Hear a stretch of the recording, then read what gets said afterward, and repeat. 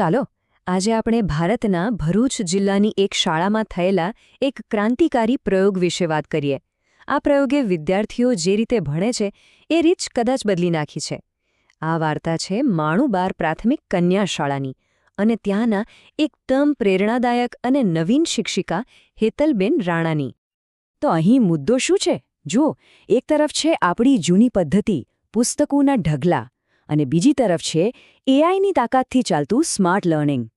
આ માત્ર ટેકનોલોજીનો બદલાવ નથી, પણ કદાચ શિક્ષણના ભવિષ્યની એક નવી શરૂઆત છે.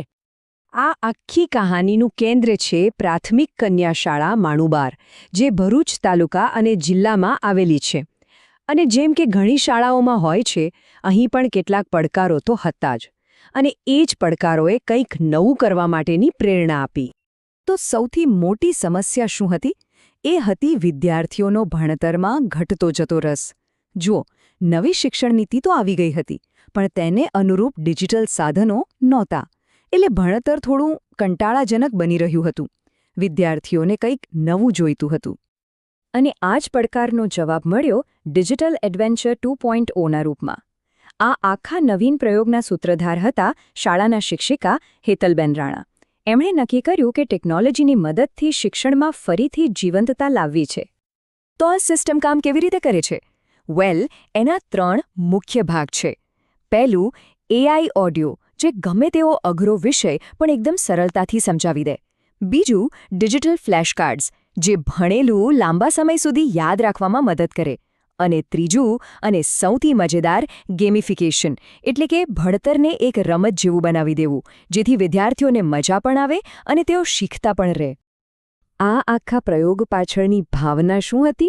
એ હેતલબેન રાણાના પોતાના શબ્દોમાં જ કેટલી સુંદર રીતે વ્યક્ત થાય છે. એમનો મુખ્ય ઉદ્દેશ્ય ખાલી ટેકનોલોજીનો ઉપયોગ કરવાનો નહોતો, પણ વિદ્યાર્થીઓ માટે ભણતરને એક આનંદદાયક અનુભવ બનાવવાનો હતો. અને હા, આ કોઈ કાલ્પનિક વાત નથી, આ એકદમ વાસ્તવિક છે. આ પ્રોજેક્ટ ભરૂચ જિલ્લાના માણુબાર ગામની પ્રાથમિક કન્યા શાળામાં ધોરણ 6 થી 8ની 80 વિદ્યાર્થીનીઓ પર જૂન 2023થી ચાલી રહ્યો છે. આ આંકડા જ બતાવે છે કે આ પ્રયોગ કેટલો ગંભીર અને મોટા પાયે થયો છે. તો આટલી બધી મહેનતનું પરિણામ શું આવ્યું? હવે આવે છે સૌથી રસપ્રદ ભાગ. ચાલો સીધા આંકડાઓ પર જ નજર કરીએ, જે આ પ્રયોગની સફળતાની સાચી કહાની કહે છે. ચાલો સીધો જ સવાલ પૂછીએ. શું આ બધી મહેનત ખરેખર કામ લાગી? શું વિદ્યાર્થીઓના ભણતરમાં સાચે જ કોઈ ફરક પડ્યો? અને પરિણામો, સાચું કહું તો ચોંકાવનારા હતા. જરા આ ચાર્ટ જુઓ. શબ્દભંડોળ, જે પહેલાં 20% હતું, એ સીધું 50% પર પહોંચી ગયું. મૌખિક અભિવ્યક્તિ 30%થી વધીને 70%.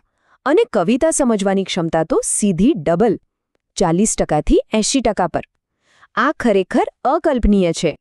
ટૂંકમાં કહીએ તો આખા પ્રોજેક્ટને કારણે વિદ્યાર્થીઓના પ્રદર્શનમાં સરેરાશ 40%નો જબરદસ્ત સુધારો જોવા મળ્યો. આ કોઈ નાનો આંકડો નથી. આ શિક્ષણમાં આવેલા એક મોટા પરિવર્તનનો સીધો સંકેત છે. પણ સવાલ એ થાય કે આ જાદુ થયો કેવી રીતે? આ પ્રયોગ આટલો બધો સફળ કેમ રહ્યો? ચાલો એના કારણોને સમજીએ. જુઓ, આ સફળતા પાછળ કોઈ એક નહીં, પણ 5 મુખ્ય કારણો હતા. પહેલું, ભણતર એક રમત જેવું મજેદાર બની ગયો. બીજું, ટેકનોલોજીનો ખૂબ જ સ્માર્ટ રીતે ઉપયોગ થયો. ત્રીજું, દરેક વિદ્યાર્થી પર વ્યક્તિગત રીતે ધ્યાન આપી શકાયું. ચોથું, તે નવી શિક્ષણ નીતિને સંપૂર્ણપણે અનુરૂપ હતું. અને સૌથી અગત્યનું, આ પદ્ધતિ શિક્ષકો માટે પણ વાપરવામાં ખૂબ જ સરળ હતી. ભરૂચની આ એક શાળાની સફળતા એ માત્ર એક નાની વાર્તા નથી, પણ એ કદાચ આખા ભારતના શિક્ષણ માટે એક આશાનું કિરણ છે. તે આપણને ભવિષ્યનો રસ્તો બતાવી રહી છે. અને સાચું કહું તો આંકડાઓ કરતાં પણ એક વધુ મહત્વની વાત છે. આ પ્રયોગનું અંતિમ પરિણામ એ આવ્યું કે વિદ્યાર્થીઓમાં શીખવા માટે 100% ઉત્સાહ અને પ્રેરણા જોવા મળી. અને જ્યારે વિદ્યાર્થીઓ જાતે જ શીખવા માટે તૈયાર થાય ને, ત્યારે જ સાચું પરિવર્તન આવે છે. તો અંતે સવાલ એ જ ઊભો રહે છે, શું માણુબાર ગામમાં જે ચમત્કાર થયો એ આખા ભારતમાં થઈ શકે છે? શું આર્ટિફિશિયલ ઇન્ટેલિજન્સ એટલે કે એઆઈ ખરેખર આપણા દેશમાં શિક્ષણનું ભવિષ્ય છે? આનો જવાબ કદાચ આપણે સૌએ સાથે મળીને શોધવાનો છે.